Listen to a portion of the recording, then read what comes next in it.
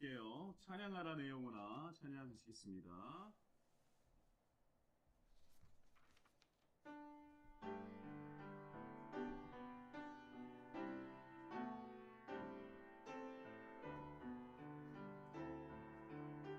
찬양하라 내 영혼아 찬양하라 내 영혼아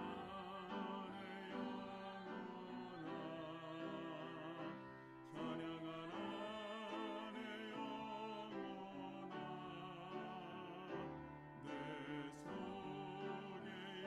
있는 것들아 다 찬양하라 감사하라 감사하라 내 영혼아 감사하라 내 영혼아 내 속에 있는 것들아 다 감사 기뻐하라 기뻐하라 내 영혼아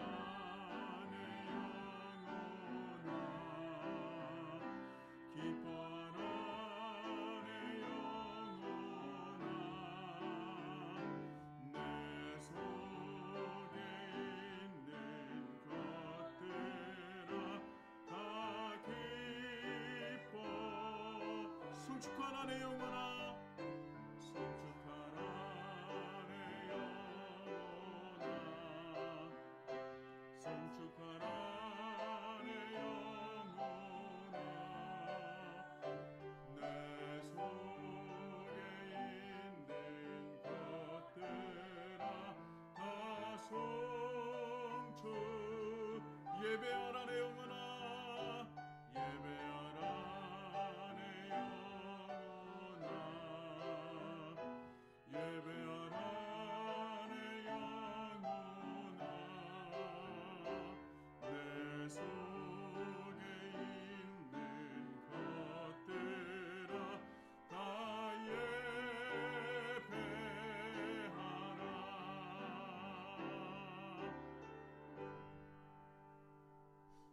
사랑의 하나님 아버지 오늘도 이렇게 주의 날에 또한 우리 모두 한 사람 한 사람이 모여 주님의 이름으로 모여 하나님께 예배드릴 수 있도록 인도해 주심에 감사드립니다. 우리가 한 주 동안 또 분주하며 내 마음속에 여유 없이 그렇게 한 주를 너무나 빠르게 지냈습니다. 힘들고 지친 마음을 가지고 또 하나님께 예배의 자리에 나왔으니 이 시간 우리의 마음과 또한 우리 마음속에 있는 여러 가지 그런 염려들을 다 내려놓게 하여 주시고 하나님께서 그 내려놓은 그 마음속에 성령과 은혜와 사랑으로서 가득 채워 주시옵소서. 우리는 하나님이 없으면 하나님의 사랑이 없다면 하나님의 은혜가 없다면 우리는 단 한순간조차 살아갈 수 없는 너무나 연약한 존재입니다.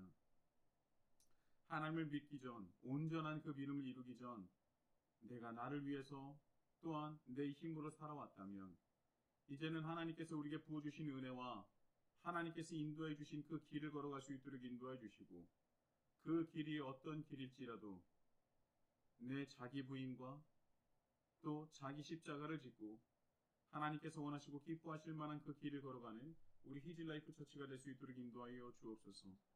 그러할 수 있도록 오늘 하나님께 드리는 이 예배의 시간 우리 영과 마음과 힘과 뜻을 다하여 하나님께 예배드릴 수 있도록 인도하여 주시고 또한 이 예배를 통하여 우리에게 가장 필요한 은혜를 부어주시며 우리에게 가장 필요한 것들을 허락하여 주시는 귀한 시간이 될 수 있도록 인도하여 주시옵소서. 우리의 연약함을 잘 아시고 그 모습마저도 사랑하시는 예수 그리스도의 이름으로 간절히 기도드립니다. 아멘. 하나님께서 오늘 우리에게 주신 말씀 찾아보도록 하겠습니다. 데살로니가전서 1장 1절에서 4절까지의 말씀입니다. 데살로니가전서 1장 1절에서 4절까지의 말씀. 데살로니가전서 1장 1절과 4절, 1절부터 4절까지의 말씀. 제가 하나님의 말씀을 받들어 봉독할 때 여러분들은 귀로 경청하십시오. 바울과 실로아노와 디모데는 하나님 아버지와 주 예수 그리스도 안에 있는 데살로니가인의 교회에 편지하노니 은혜와 평강이 너희에게 있을지어다. 우리가 너희 모두로 말미암아 항상 하나님께 감사하며 기도할 때에 너희를 기억함은 너희의 믿음의 역사와 사랑의 수고와 우리 주 예수 그리스도에 대한 소망의 인내를 우리 하나님 아버지 앞에서 끊임없이 기억하매니 하나님의 사랑하심을 받은 형제들아 너희를 택하심을 아노라. 아멘. 할렐루야. 오늘도 하나님께서 우리 히즐라이프 처치의 예배 가운데 성령으로 임재하셔서 귀한 은혜를 우리에게 허락하여 주실 줄 믿습니다. 여러분들 어떻게 일주일 동안 잘 승리하시면서 좋은 시간 보내셨습니까? 네. 잠시만요.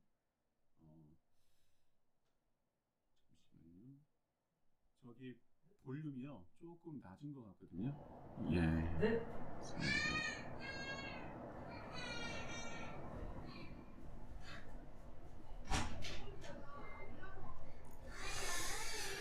할렐루야.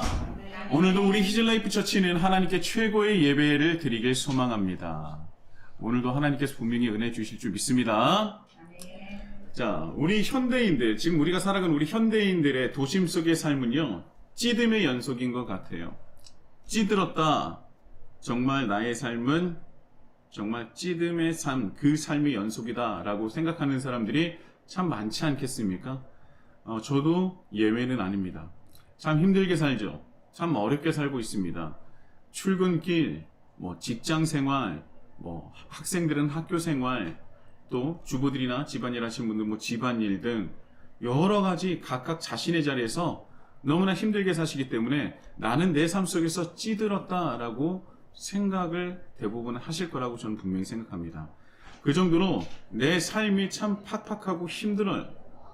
그런데 이렇게 힘든데 물론 거기에 코로나 팬데믹도 한 몫을 할 거라고 저는 분명히 생각을 합니다. 그래서 현대인들에게 이런 삶을 지내는데 여기서 플러스 알파 뭔가를 하나를 더한다는 것 자체가 사치이고 너무나 버겁다는 겁니다. 우리가 다 알고 있어요. 모든 사람들은 운동이 우리 몸에 좋다는 것을 알고 있습니다. 그런데 운동을 제대로 하는 현대인들이 얼마나 될까요?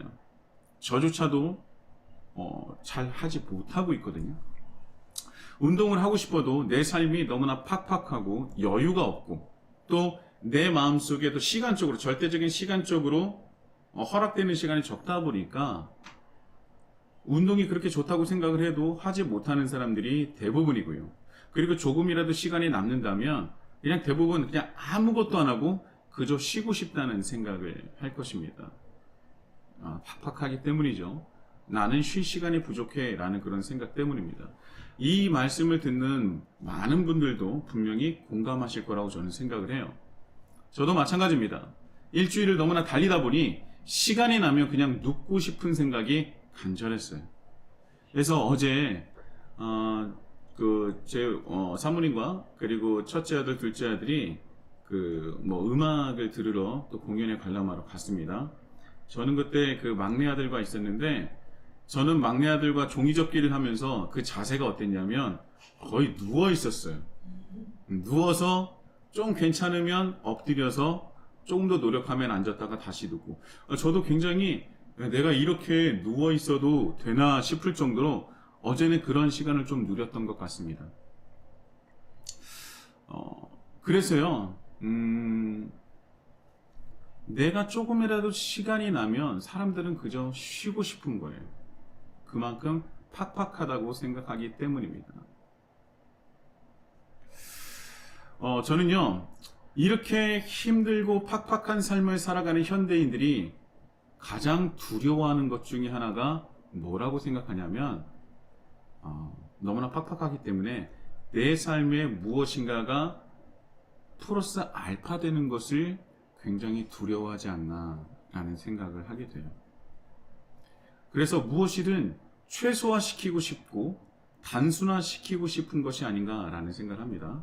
안 그래도 머리가 복잡하고 힘든데 무엇인가를 더하는 것은 두려움에 두려움을 더할 수밖에 없다는 거죠. 그러니까 염려가 되는 거예요. 저는 그래서 이런 것들이 발전돼서 뭐로까지 이어지냐면 결국은 자기중심적이고 또 뭐 심플라이프가 자기중심적이라고는 볼 수는 없지만 그래서 어떤 심플라이프나 이런 것들로 좀 다가가는 것이 아닌가라는 생각을 해요. 그래서 비혼주의도 또 이런 것들의 또 하나의 축이 아닐까라는 생각도 하기도 합니다. 삶은 사람들은 그래요. 세상 사람들은 그래요. 내 삶 속에서 팍팍하기 때문에 내 삶이 너무나 팍팍하기 때문에 거기에 플러스 알파 무엇을 하나 더한다는 것에 굉장히 큰 두려움을 가지고 있고요. 그래서 자신의 삶 속에서 최소화시키고 단순화시키려고 하고 결국 최소화하고 단순화시키는 것도 내가 원하고 내가 바라는 것들로 가득 채우려고 하는 그런 마음이 있다는 것입니다. 저는 이해합니다.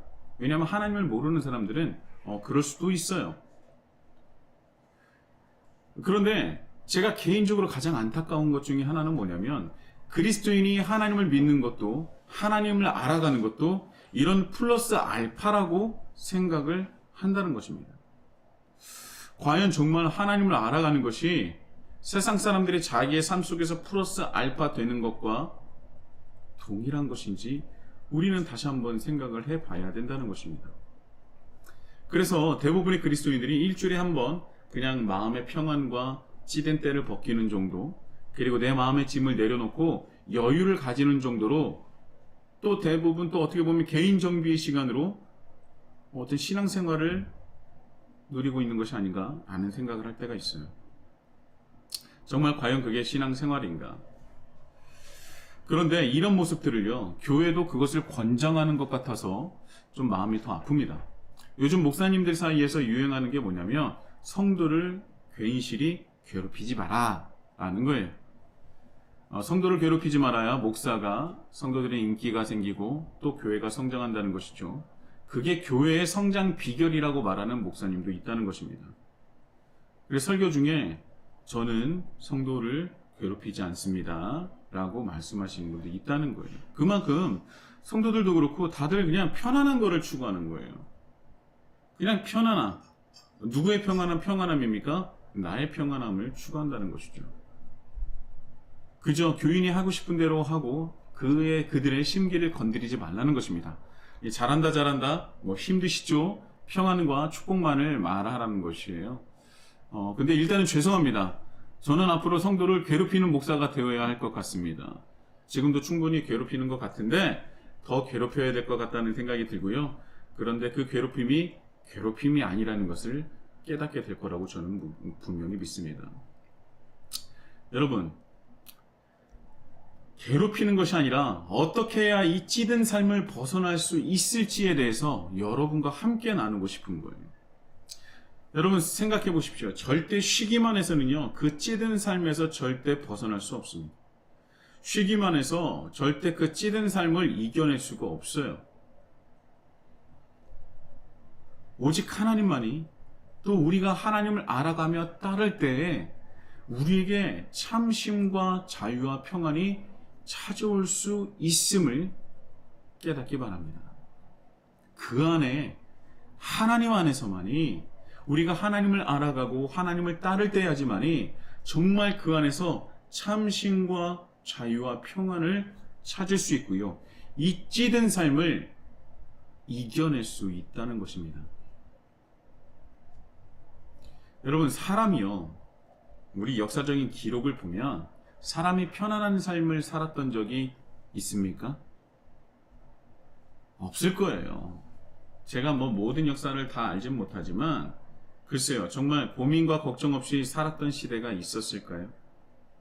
뭐 5,000년 전에, 뭐 2,000년 전에, 3,000년 전에, 뭐 500년 전에 사람은 지금보다 팍팍하지 않고 덜 염려와 덜 두려움과 그렇게 살았을까요?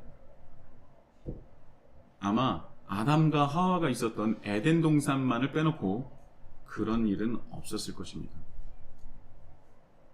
대부분의 사람들은요, 이런 팍팍한 삶과 고민과 염려를 해결하기 위해서 그 문제를 없애기 위해서 종교를 가져요. 그러니까 내가 팍팍하고 내 삶에 여유가 없고 이런 고민과 염려와 두려움이 있으니까 종교를 가진다는 것이죠.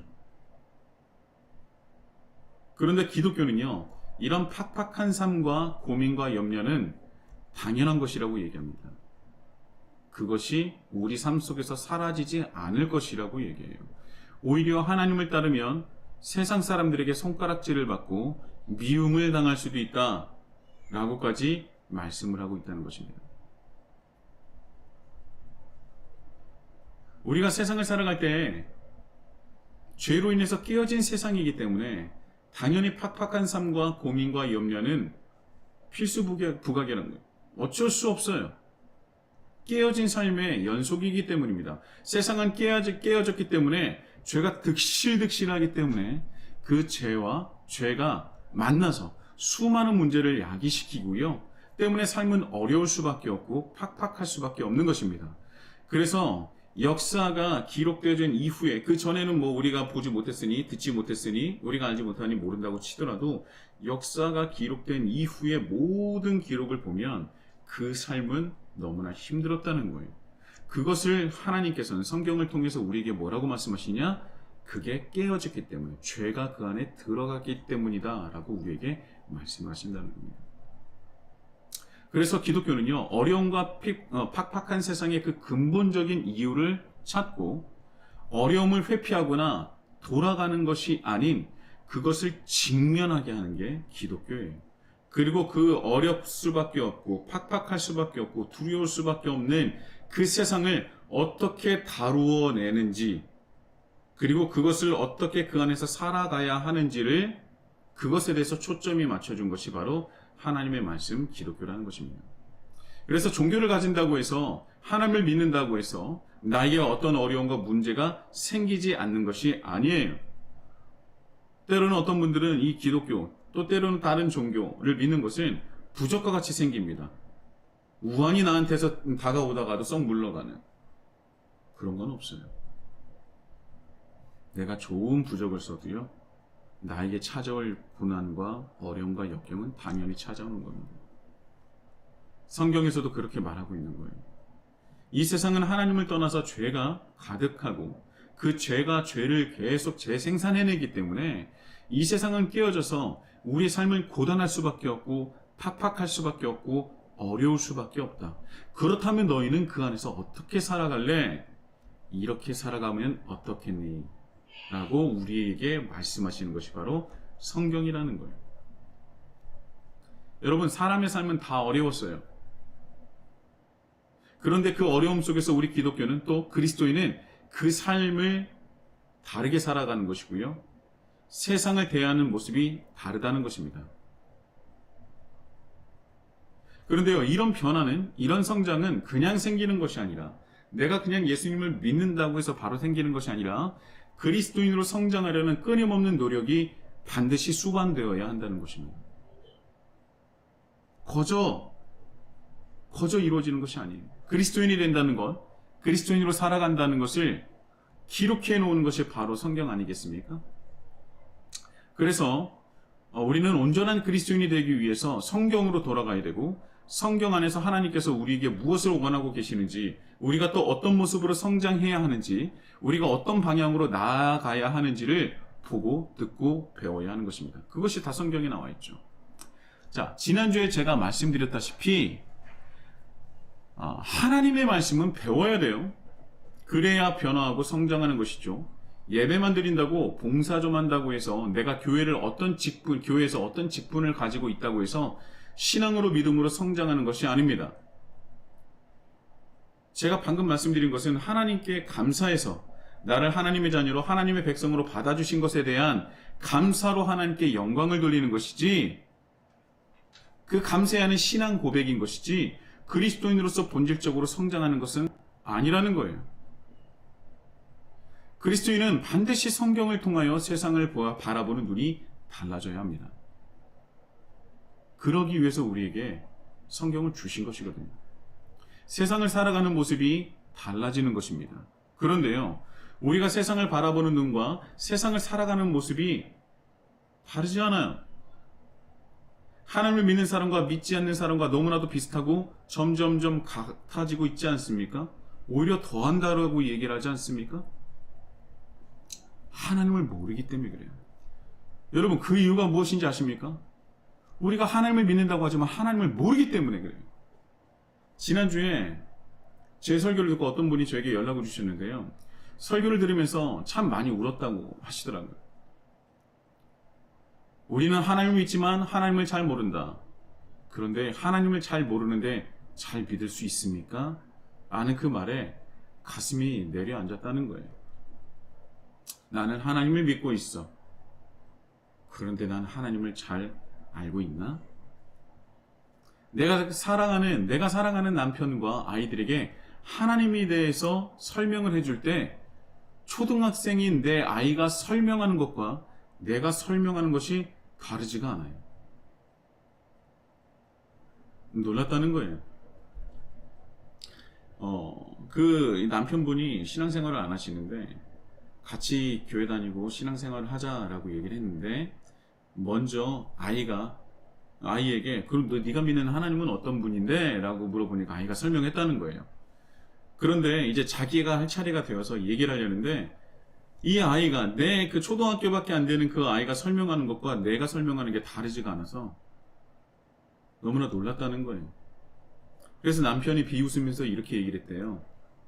내가 그 정도로 교회 시간을 쏟았으면 내가 목사가 되고도 남았다. 그 얘기를 들으니까 그분이 하나님께 너무 죄송했다는 거예요. 하나님에 대해서, 믿음과 신앙에 대해서 뭔가는 알겠는데 말을 하려고 하니까 잘 안 나온다는 거죠. 그래서 제가 그랬어요. 집사님, 그거 모르는 거예요. 아는 것 같은데 말을 못하는 건 그건 모르는 거예요. 정말 집사님이 좋아하는 그 가요를 정말 내가 부르고 싶을 때 하면은 머릿속에 뭐가 떠오릅니까? 그 가요의 가락과 가사가 정확히 기억나거든요. 그 노래를 알고 있기 때문에 그런 거예요.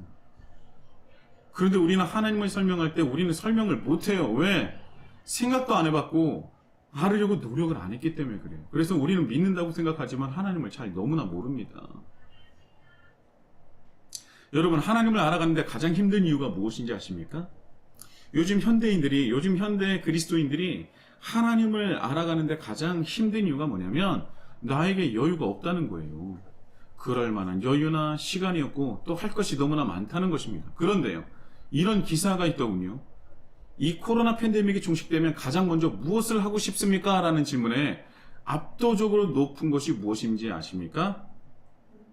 1번이 여행이에요. 그게 89%예요, 여러분.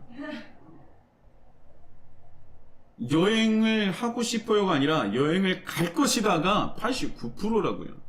정말 우리 삶 속에서 여유가 없는 것입니까? 너무나 팍팍해서 내 숨을 정말 고르게 쉴 여유도 없다는데 정말 그렇냐고요. 우리가 하루를 살아가는 24시간이 정말 숨도 제대로 고르게 쉬지 못할 정도로 그렇게 팍팍하게 살아가고 있습니까? 그런 분도 있을 거예요. 그런데 전체가 다 그렇냐고. 저도요, 바쁘다, 여유가 없다, 참 힘들다라는 그런 말을 참 너무나 쉽게 내뱉으며 살아왔는데 제가 설교를 준비하고 나니 저에게 있어서 너무나 의미 없게 지나가는 시간들이 참으로 많더라고요. 그래서 이전에 저희 아버지께서 제가 어렸을 때 늘 시간 날 때마다 말씀하셨던 게 뭐냐면, 관수야, 초놈을 아껴 써라. 초놈을 아껴 써라. 이 말씀을 많이 하셨는데 그때는 한 귀로 듣고 한 귀로 흘렸어요. 그때는 너무나 어려서 시간이 귀한 줄 몰랐거든요. 그런데 지금은요, 초놈을 아끼고 싶어요, 여러분. 초놈을 너무나 아끼고 싶습니다. 그런데 여전히 저는요, 제 시간, 너무나 그런 귀한 시간을 아끼지 못하고 허송세월을 하는 것이 너무나 많다는 거예요. 그리고 힘들다, 바쁘다, 어렵다, 팍팍하다, 여유가 없다라고 얘기를 하고 있다는 것이죠. 네, 우리는 분명히 삶이 팍팍하고 쉴 새 없이 일을 하고 있어요. 그런데요, 그 안에 여유가 없는 것이 아니라 우리의 마음이 없는 것이죠. 그렇게 삶이 팍팍하고 쉴 새 없이 일을 하고 있지만 그 안에 여유가 없는 것이 아니라 우리의 마음이 없는 거예요. 세상 사람들은 몰라도 그리스도인이라면 하나님을 알아가고자 하는 것에 대해 열정과 노력과 마음을 우리가 담아야 하는 것 아닙니까? 그런데 우리는 여유가 없는 것이 아니라 마음이 없어요.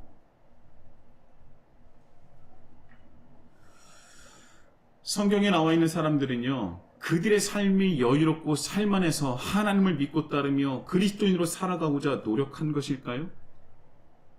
성경에 기록된 오늘의 말씀, 2000년 전이죠. 2000년 전에 살았던 그 사람들의 삶은 어떠한 모습이었을까요? 지금 우리의 모습보다 여유롭고 살만해서 이렇게 하나님을 따르고자 노력하고 자신의 모든 것을 다 바친 것입니까? 오늘 데살로니가전서, 데살로니가 지역에 있는 그 교회들에게 편지를 한 것 아닙니까? 그런데 이 내용을 보니까 너무나 바울이 데살로니가 지역에 살고 있는 교인들이 향해서 기쁨을 감추지 않고 있어요. 너무나 감사하고 너무나 기쁘고 너무나 좋다는 것입니다. 행복하다는 거예요. 내가 보니 하나님의 사랑하심을 받은 형제들아, 너희를 택하심을 아노라. 내가 너희를 보니까 하나님의 사랑을 입은 자들임을, 하나님께서 택하신 자임을 내가 부인할 수 없다. 너무나 기뻐하는 모습이에요.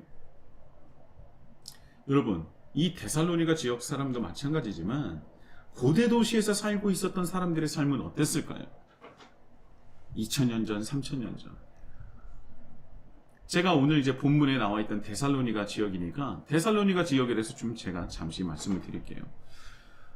데살로니가 지역의 교회에 있는 그 데살로니가 지역은요, 원래 마케도니아 왕 카산드로스가 자신의 아내의 이름으로 도시를 만든 거예요.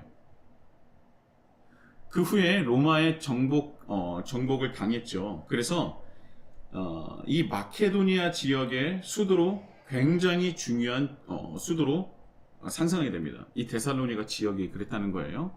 그리고 이 데살로니가 지역의 인구는 12만 명 정도 됐다 그럽니다. 그리고 현재는 그리스에 속해 있죠. 여러분, 대부분 고대 도시라고 하면은 굉장히 화려하고 아름다웠고 그들이 입고 있는 옷이 굉장히 좋지 않습니까? 막 금색깔도 있고 막 하늘하늘하고, 뭐 저만 그렇게 생각하는 거 아니죠? 막 그렇잖아요. 영화 속에 표현되고 있는 그 고대 도시는 굉장히 아름답잖아요. 그런데 현실은 정반대라는 거예요. 자, 고대 도시는요, 평균 면적이 뭐 3km? 해서 3km, 2km밖에 안 돼요. 네, 그 정도밖에 안 됩니다. 이거 굉장히 작죠. 그 면적으로 따진다면, 가로 세로에서 한 3km, 2km 정도 되는데, 면적으로 따진다면 우리 하남시에 덕풍동이 있잖아요. 덕풍동 안에서도 덕풍동 전체가 아니라 덕풍 2동하고 3동을 합친 것과 비슷해요. 그러니까 이 하남 전체 지역에 있는 그곳을 다 빼고 고대 도시는 우리가 알고 있는 덕풍 2동에서 3동을 합친 정도 것과 비슷합니다. 정말 작은 거예요. 그런데 여기 안에 몇만 명이 산다 그랬죠? 데살로니가 지역에 12만 명이 살고 있어요. 그런데 덕풍 2동에서 3동에 사람이 살고 있는 인구를 제가 알아보니 5만 명이 안 됩니다. 자, 데살로니가 지역의 인구 밀도가 짐작이 가십니까? 그런데요, 우리가 살고 있는 지역은요, 아파트와 빌라들이 있잖아요. 단층 집이 어디 있습니까? 거의 없죠. 아파트와 빌라를 우리가 생각해 본다면 데살로니가 지역의 인구 밀도는 정말 상상할 수도 없이 빼곡하게 사람들이 밀집해서 살아가고 있었을 거예요. 그런데 그나마 이 안에서도 이 데살로니가 지역은 마케도니아 지역의 수도로 역할을 했기 때문에 부자들도 굉장히 많이 살았거든요. 그럼 어떻게 했어요? 부자들은 사는 지역이 넓었겠죠. 단독지에서 살았겠죠. 그렇기 때문에 평범한 사람들은요, 우리가 상상할 수 없을 정도로 정말 밀집해서 살았다. 집과 집의 경계가 무색할 정도로 붙어서 살았을 것이다. 쉽게 말하면 내가 밥 먹는 소리까지도 내 옆집에서 다 듣고 있을 것이다. 여러분, 그런데 그런 도시에 수도시설이 잘 되어 있었겠습니까?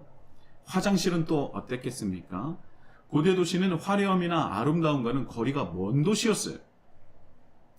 로마 재판에 이런 기록이 있습니다. 그나마 수도시설이 정말 잘 정비되어 있었다는 로마 시대 때도 로마 재판 기록을 보면 집에서 어떤 사람이 오물을 던졌는데 지나가던 사람이 그 오물을 뒤집어 썼어요. 그래서 오물을 뒤집어 쓴 사람이 고발을 했습니다. 그런데 이 재판 결과가 어떻게 나왔냐면 오물을 던진 사람이 무죄 판결을 받았어요. 왜냐하면 길거리에서 오물을 버리는 것이 당연한 것인데 길거리에 오물을 버리는 것이 어제 오늘 일이 아닌데 왜 맞았냐는 거예요. 잘 피하지 그랬어. 네가 조심해야지 라는 판결을 내렸다는 것입니다. 그러니까 이때는 뭐 수도시설, 뭐 화장실, 뭐 이런 하수도 시설이 전혀 되어 있지 않아요. 그래서 그냥 그 오물들을 어떻게 하느냐, 그냥 내 집 안에만 안 있으면 되는 거예요. 그냥 밖에다 던져버리면 되는 겁니다. 그래서 집안에서 나오는 모든 오물과 쓰레기들과 함께 살았던 것이 바로 이 고대 도시라는 거예요. 상상을 초월하는 인구 밀도, 그리고 물도 부족하고요. 위생시설은 꿈도 꾸지 못합니다. 길거리에는 온갖 인분과 그런 오물로 가득 차 있다는 것이죠. 그래서 우리에게 타임머신이 있어서 과거로 돌아가게 된다면 한 달도 못 살 거라는 그런 연구 결과가 있어요. 그 이유는 지금 이 시대에 살아가는 사람들의 위생 상태로는요, 고대 도시를 버티지 못할 거라는 거예요. 실제로 병이 들어서 죽을 것이다라고 하는 역사학자들은 말을 하고 있어요. 그래서 타임머신 타서 정말 그 과거가 보고 싶다면 지금 우리가 말하는 그 코로나 팬데믹 때 그 입고 있는 그 보호부 있지 않습니까? 그거를 입고 타임머신을 타라는 우스갯소리를 또 하고 있다는 것입니다. 그만큼 너무나 힘들고 정말 척박한 시대에 살았던 때가 바로 이 고대 도시예요. 실제로 고대 도시는요, 위생 상태 때문에 전염병이 잦았다고 합니다. 그래서 전염병이 돌면 적어도 그 도시의 3분의 1의 인구는 사망했다 그래요. 그리고 도시 전체가 사라지는 경우도 빈번했다고 하죠. 뭐 그렇게 많은 경우는 아니겠지만, 그래서 전염병으로 도시가 마비되거나 사라지게 되면 이 데살로니가 지역처럼 기획성 도시가 세워졌다는 거예요. 그래서 도시를 계속 세우는 거예요. 세우는 이유가 뭐라고요? 도시가 사라지니까. 땅은 남아도는데 사람이 없기 때문이죠. 사람이 또 한쪽으로 계속 몰리게 되면 그 도시는 전염병이나 범죄 때문에 살기가 또 어려워집니다. 그래서 도시 유지를 위해서 강제 이주가 빈번했고요. 그래서 내가 강제 이주를 당하면 내 옆집에 사는 사람이 누군지도 몰라요. 어떤 존재인지도 모르고 어떤 과거가 있는지도 모릅니다. 이것은 치안 악화로 이어지고요. 그래서 빈번한 폭동이 일어나고요. 그리고 여기서 더해서 2년에 한 번꼴로 자연재해가 일어났다고 하죠. 살 수 있겠어요, 여러분? 이 정도 되면 사람이 사는 것 자체가 신기하지 않습니까? 전쟁은 안 일어납니까? 제가 조사하면서 하나님께 너무나 감사했어요. 21세기에 살 수 있는 그 은혜를 주신 건 너무나 감사하다고. 그래서 각 도시에는요, 가장 골머리를 앓는 게 뭐냐면 고아와 과부와 노숙자와 또 널린 시체들이었다 그래요. 그런 것들이 너무나 당연했던 시대입니다. 생존권이 늘 위협받고 위태롭고 내 아이는커녕 내 몸 하나 간수하는 것이 너무나 어렵고 힘들었던 것. 그런 곳에 오늘 본문 1절에 데살로니가 지역에 교회가 세워진 것입니다. 그곳에 교회가 세워진 거예요. 그냥 살만한 곳에, 아름답고 화려한 곳에 교회가 세워진 것이 아니라 지금의 우리로선 단 하루도 살기 어려운 바로 그때 그곳에 하나님을 믿고 예수 그리스도를 구주로 시인하는 그리스도인들이 교회를 세웠다는 거예요. 자기 몸 하나 간수조차 어려운 그 시기에 하나님의 사랑으로 하나가 된 믿음의 공동체가 세워졌다는 겁니다. 이 정도 되면 우린 정말 놀라워야 돼요. 그냥 이 지역에 이런 곳에, 아니 고대 도시에 이 시기에 사랑으로 뭉쳐진 교회가 세워졌다는 그것 자체가 정말 기적과 같은 일입니다. 기적과 같은 일. 그런데 그들이 어떻게 살아가느냐? 3절에 보면 믿음의 역사와 사랑의 수고와 우리 주 예수 그리스도에 대한 소망의 인내를 가지고 살아가고 있다는 것이죠. 그저 살 수 있어서 살아가는 것이 아니라 믿음의 역사와 사랑의 수고 그리고 소망의 인내가 없이 살 수 없는 그곳에서 그들이 하나님께 감사함으로 서로 사랑의 공동체를 이루어가며 살아가고 있었다는 것입니다. 그들의 삶의 모습은요, 바울이 인정할 정도로 대단했던 것 같아요. 데살로니가 교회에 대해서는요, 나중에 한 번 더 깊숙이 나누기로 하고요. 자, 이렇게 척박한 곳에서도 데살로니가 교인들은 왜 이렇게 칭찬을 받는 삶을 살았을까요? 한성격하는 이 바울의 까칠함의 대명사인 바울에게 칭찬만을 받은 데살로니가 교회는 어떤 모습으로 세상을 살아갔던 것입니까? 데살로니가 교회에 대해서 딱 한마디만 한다면 7절에 이런 말씀이 있어요. 데살로니가전서 1장 7절에 그러므로 너희가 마게도니아와 아가야에 있는 모든 믿는 자의 뭐가 되었다고요? 본이 되었다. 이거는요, 칭찬의 끝판왕입니다. 그냥 이 구브로와 구레네 몇 사람 안디옥 지역에 그렇게 영향을 미친 정도가 아니라 그분들을 폄하하는 거 아닙니다. 자, 그 정도가 아니라 그들이 살고 있는 그 전 지역과 완전히 떨어져 있는 아가야에 있는 모든 사람들에게 믿는 자의 본이 되었다는 거예요. 얼마나 하나님을 잘 믿고 따랐으면 데살로니가 지역뿐만 아니라 마게도니아 지역과 아가야까지 본이 되었을까?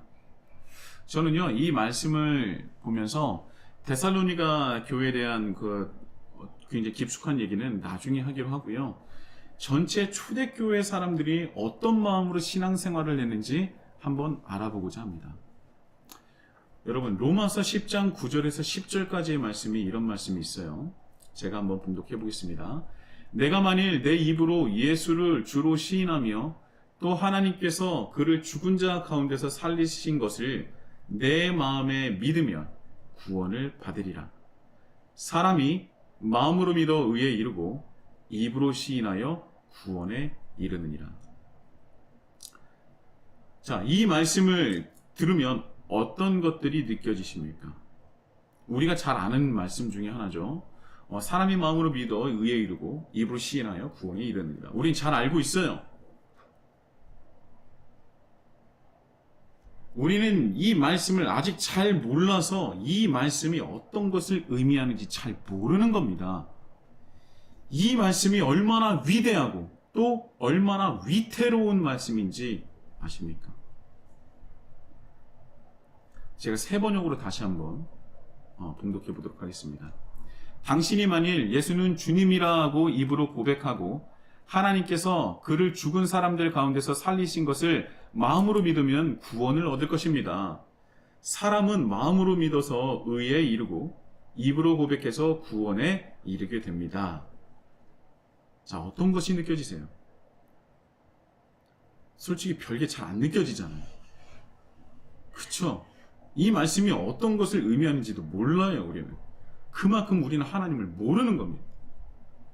저도 이 말씀이 뜻하는 것을 연구하고 제가 깨달았을 때 너무나 죄송하더라고요. 아, 이 말씀이 이런 말씀이었군요.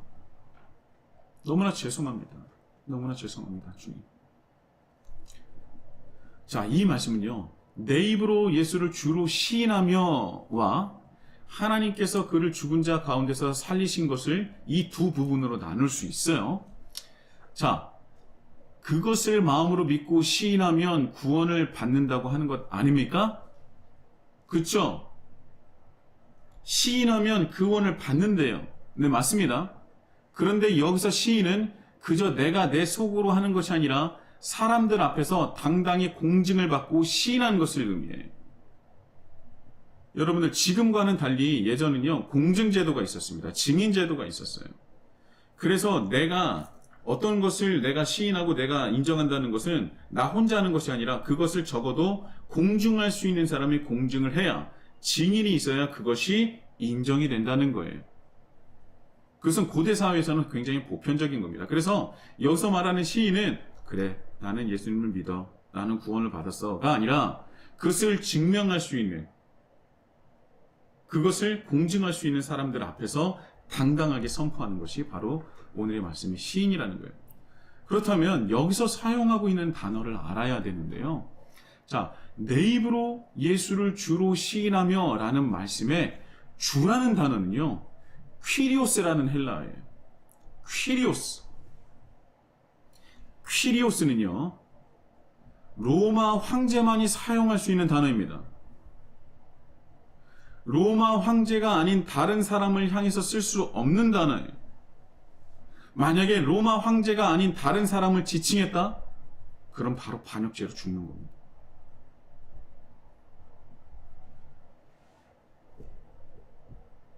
바로 죽는 거예요. 자, 당신이 만일 예수는 주님이라고 입으로 고백하고 라는 그 말씀이 예수님을 로마 황제가 아닌 정말 나만의 황제로 너희가 그 입으로 고백하면 이라는 단어라는 말이라는 겁니다. 그것도 누구 앞에서요? 사람들 앞에서. 여러분, 이 말씀에서 나오는 이 시인이라는 단어의 무게감이 어느 정도 가늠이 가십니까? 그냥 나 혼자 예수 그리스도를 퀴리오스, 주님으로 고백합니다 라는 것이 아니고요. 이 시인이, 이 고백이 나의 목숨을 앗아갈 수도 있다는 시인이에요. 죽음을 각오한 신앙 고백이라는 것입니다. 그저 나 이제 구원받았어, 예수님이 나의 주님이셔, 나의 퀴리오스셔 라고 끝나는 것이 아니라는 거예요. 여러분, 고대 국가에 있어서 가장 큰 죄는요, 당연히 반역죄입니다. 그 반역죄에 해당하는 것은요, 그 반역죄가 해당하면 나만 죽는 게 아니에요. 삼족을 멸한다고 하지 않습니까?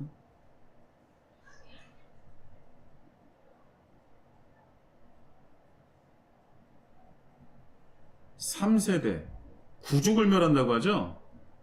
그쵸? 헷갈리십니까? 3대를 멸하고 구족까지 멸망. 이거는 내가 누군지도 모르는데도 나 때문에 죽는 거예요. 그게 반역죄거든요.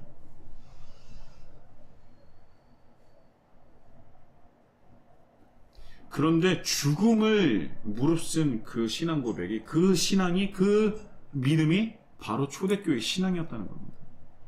근데 한 가지 더 남았죠. 하나님께서 그를 죽은 사람들 가운데서 살리신 것을 마음으로 믿으면 구원을 얻을 것이다 라고 말씀하시지 않습니까? 자, 예수께서 죽은 사람들 가운데서 살리신 것, 즉 예수님이 부활하신 것을 믿는 것을 말씀하고 있는데요. 자, 이때 당시에 유대 사회에서, 유대 교회에서 예수님을 메시아로 인정했습니까? 인정하지 않았습니까? 인정하지 않았죠. 부활하신 예수님을 부정하기 위해서 시체를 누가 훔쳐갔다고 소문을 내지 않았습니까? 그리고 예수님을 믿는 사람, 예수님을 메시아로 추종하는 사람들을 출교시켜서 유대 사회에서 살아남지 못하도록 했죠.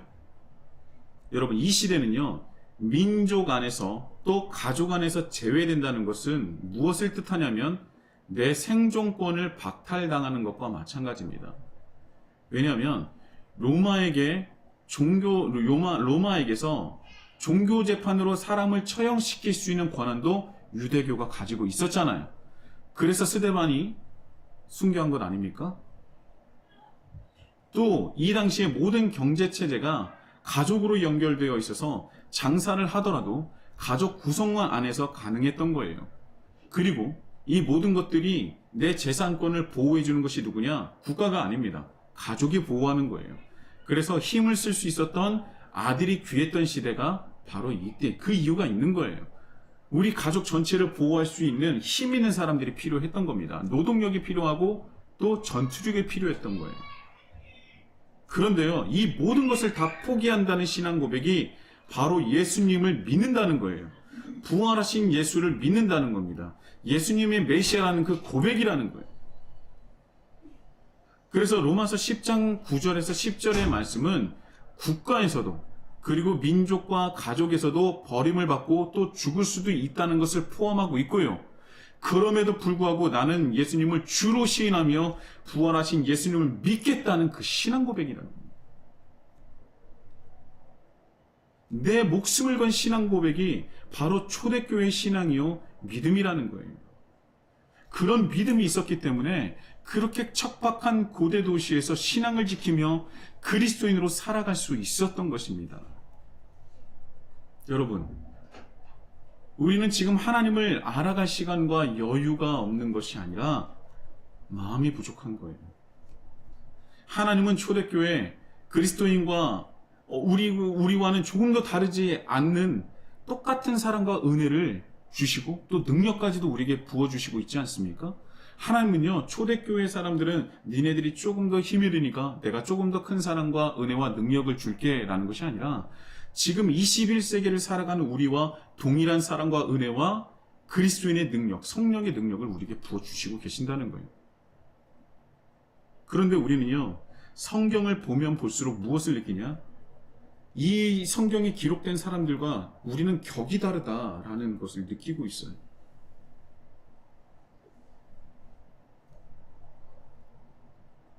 우리가 그만큼 하나님을 모르고 있기 때문이고요. 우리가 하나님을 그만큼 믿지 않고 있다는 얘기입니다.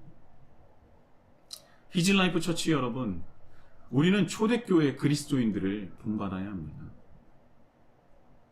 우리는 하나님을 믿고 알아가는 것에 목숨을 걸 줄 알아야 돼요. 그 정도로 우리는 하나님을 믿지 않고 있는 것입니다.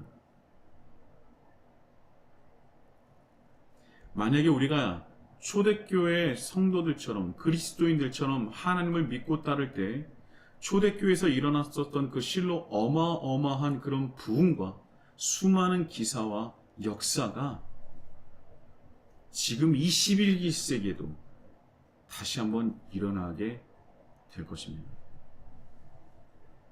저는 분명히 믿어요. 우리가 초대교회 그리스도인들을 본받아 간다면, 그들의 신앙에 우리가 쫓아간다면 우리는 분명히 2000년 전에 일어났었던 수많은 역사를 우리가 다시 경험하게 될 것입니다. 여러분, 하나님은 지금도 우리를 여전히 찾고 계세요. 그리고 기다리고 기대하고 계십니다. 그리고 지난주에 말씀드렸었던 LP죠. 하나님은요, 우리가 결국은 하나님을 따를 것을 확신하고 소망하며 기다리고 계신다는 거예요. 확신하고 계세요. 그래서 우리는 나의 바람에 머무는 신앙이 아니라 하나님의 기대와 바람을 이루어 나가시는 우리 히즐라이프 처치의 그 믿음과 신앙이 되기를 예수님의 이름으로 축복합니다. 하나님을 믿고 알아가는 것에 목숨을 다하시기 바랍니다. 우리의 마음을 다하시기 바랍니다. 그때 우리를 통하여 하나님께서는 이 깨어진 세상을 하나님 나라로 확장하여 주실 줄 믿습니다. 우리 다 같이 찬양하시겠습니다.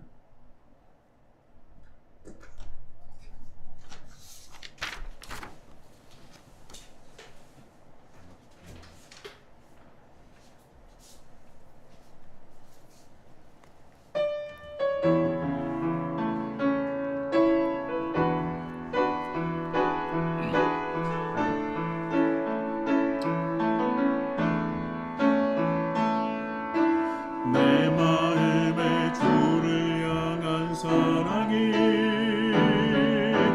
나의 말엔 주가 주신 진리라. 나의 눈에 주의 눈물 채워주소서.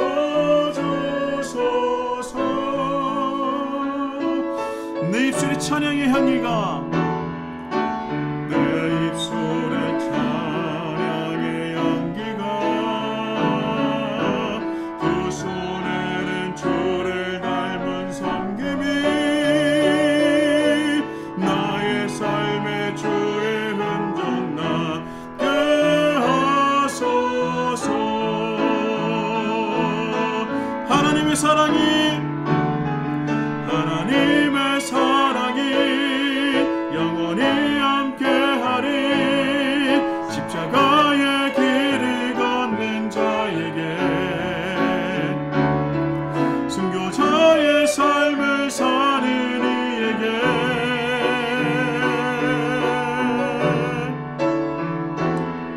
초롱하는 소리와 세상 유혹 속에도 주의 손가락 신부가 되리라.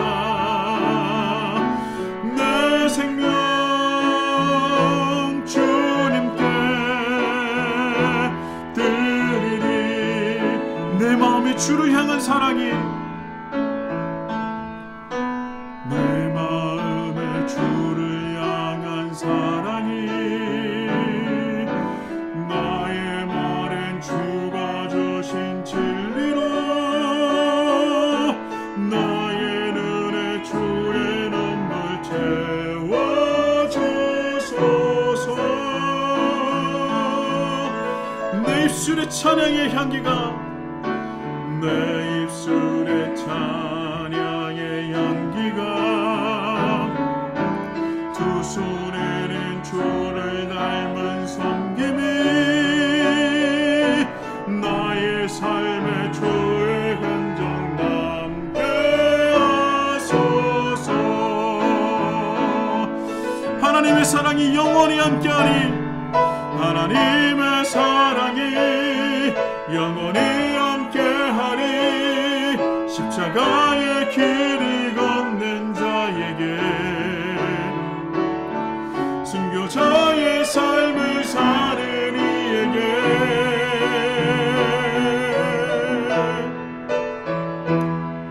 조롱하는 소리와 세상 유혹 속에로 주의 손가락 신부가 되리라. 내 생명 주님께 드리리. 하나님의 사랑이,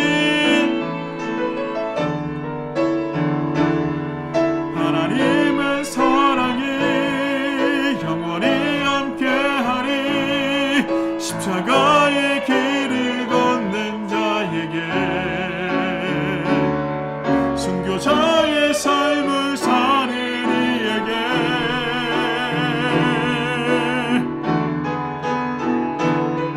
조롱하는 소리와 세상 유혹 속에도 주의 손가락 신부가 되리라.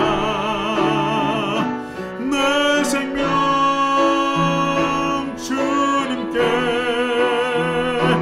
내 생명 주님께, 내 생명, 내 생명, 내 생명, 내 생명 주님께 드리리.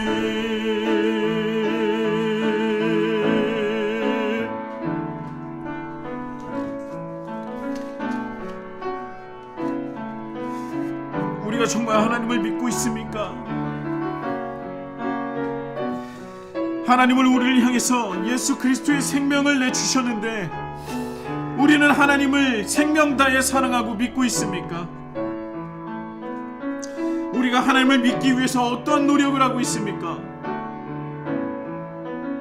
그냥 그저 예배 드리는 것, 때되면 그냥 하나님께 감사의 기도 드리는 것, 1년에 52주 그저 그렇게 하나님을 믿는다고 생각하는 것은 아닙니까? 왜 초대교회 성도들과 21세기를 살아가는 성도들이 하나님을 사랑하는 마음이 왜 다른 겁니까? 우리가 가진 것이 많아서입니까? 우리가 살만해서입니까? 왜 초대교회에서 일어났었던 수많은 기적과 이사, 그 부흥의 역사, 사람들이 변하고 하나님께 돌아오고 그 십자가만 보면 수많은 사람들이 주님께 돌아오는 그 역사가 왜 왜 21세기 우리가 살아가는 이 시대에, 더욱더 2000년 전보다 살만한 이 시기에는 왜 일어나지 않는 것입니까? 왜 교회는, 왜 그리스도인들은, 왜 세상 사람들에게 손가락질을 당하고 있습니까? 왜 당당하게 나는 하나님을 믿는 사람이다 라고 정말 우리가 자신있게 당당하게 밝히지 못합니까? 왜 그렇게 우리는 그런 사람으로, 그런 존재로 전락한 것입니까? 하나님을 믿지 않기 때문입니다. 하나님을 믿는다고 생각하기만 하기 때문입니다. 하나님을 사랑한다고 말만 하기 때문입니다. 오늘 찬양하는 대로 하나님의 사랑이 영원히 함께합니다.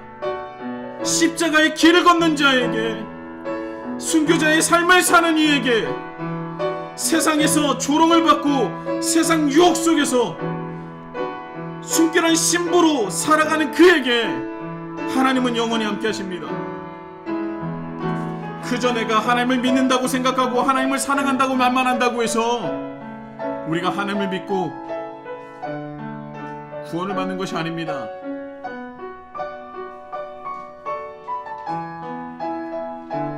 이 시간 우리가 하나님께 다시 한번 고백하며 주님께 나아가기 원합니다. 주님, 내가 정말 주님을 사랑했습니까? 내가 정말 주님을 믿었습니까? 내가 정말 예수 그리스도를 나의 구주로 영접했습니까?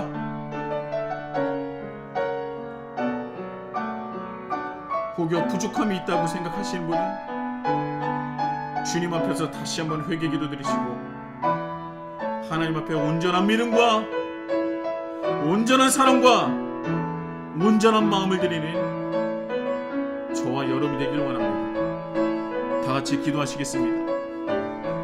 주님, 제가 정말 하나님 믿는 사람을 맞았습니다. 목사였지만 하나님을 믿는다고 생각하는 사람이었음을 고백합니다. 왜 나를 통하여, 우리를 통하여 왜 하나님의 역사를 이루어지지 않는지 정말 너무나 궁금하고 답답해서 주님께 기도드렸던 적이 참 많습니다. 네, 그 이유는 하나님에게 있는 것이 아니라, 그 문제는 하나님에게서 있는 것이 아니라 나에게 있었음을 다시 한번 고백합니다. 하나님을 입으로만 믿었고 입으로만 사랑했고 입으로만 마음을 주었습니다. 주여, 그러나 이 시간 내 마음을 주님께 드리고 원합니다. 온전한 믿음을 주님께 드리고 원합니다. 온전한 사랑을 주님께 드리고 원합니다.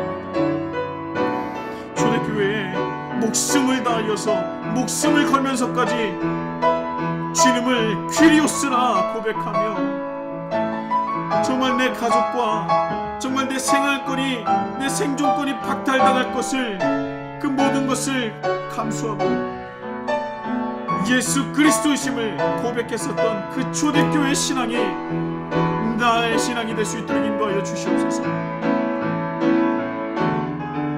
주님, 함께하여 주옵소서.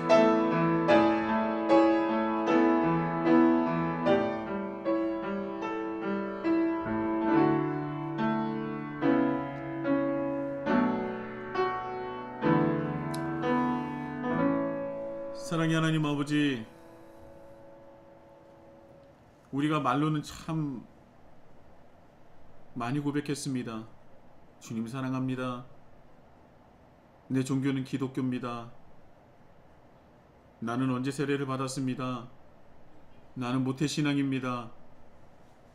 내 직분이 집사, 권사, 장로입니다. 목사입니다.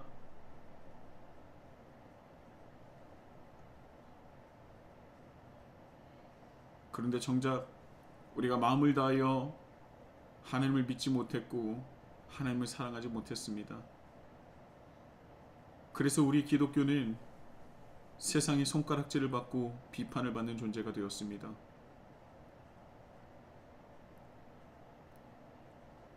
그러나 우리를 향해서 엘피조를 외치고 계시는, 마음에 품고 계신 하나님을 우리는 믿습니다. 우리가 다시 돌아와서 목숨을 다하여서 목숨을 아끼지 아니하고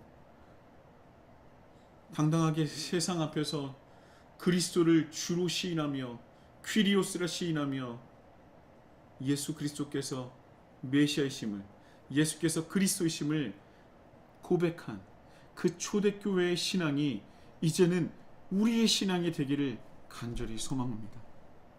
말로만 떠드는 것이 아니라 정말 하나님을 믿으며 온전한 사랑을 주님께 드리며 주님께 우리의 온 마음을 드리길 원하오니 주여 우리의 마음을 깨워주시고 성령께서 이끌어 주셔서 온전한 믿음과 그리스도로 성장할 수 있도록 주님 인도하여 주시옵소서.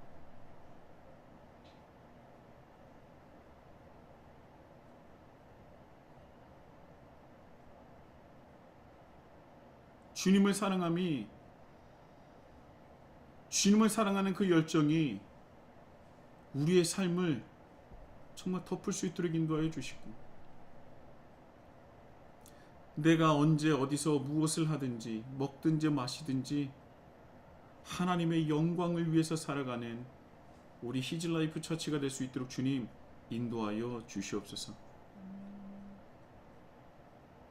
그냥 믿는다 생각하는 것이 아니라 내가 하나님을 알아가고자 노력할 수 있도록 인도해 주시고, 주님을 붙잡을 수 있도록 인도해 주시고, 이 말씀이 나의 말씀이 되게 하여 주시고, 하나님께서 나에게 말씀하시는 것이 무엇인지 기대하게 하여 주시고, 또한 하나님의 말씀을 깨달아 그 말씀을 세상 가운데 증거할 수 있는 우리 히즐라이프 처치가 될 수 있도록 인도하여 주옵소서.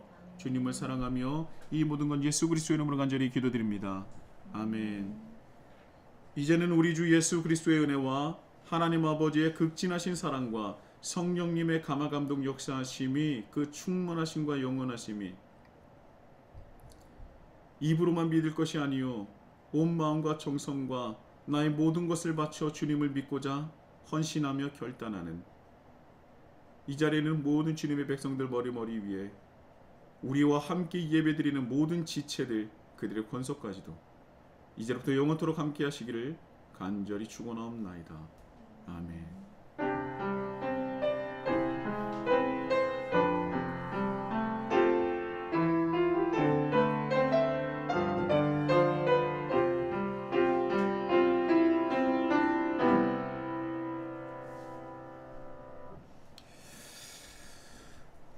할렐루야. 네, 감사합니다. 오늘은 조금 말씀이 길었던 것 같아요. 예. 죄송하고요. 제가 이렇게 설교를 한다고 해서 제가 잘났다고 생각하지 않습니다.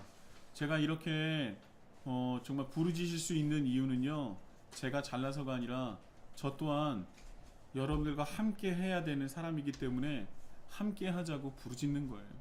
그래서 저도 하나님을 조금 더 알아가고자 노력하고 있고요. 그것을 함께 알아갔으면 좋겠다라는 마음으로 여러분들에게 전한 것이니까 같이 우리가 지금 믿는다고 생각하는 하나님을 조금 더 알아가시고 우리의 마음을 더욱더 드릴 수 있는 우리 히즐라이프 처치가 되기를 예수님의 이름으로 축복합니다. 그리고 우리 7월에 시리즈 설교 주의 기도가 시작됩니다. 지금 준비하고 있는데요.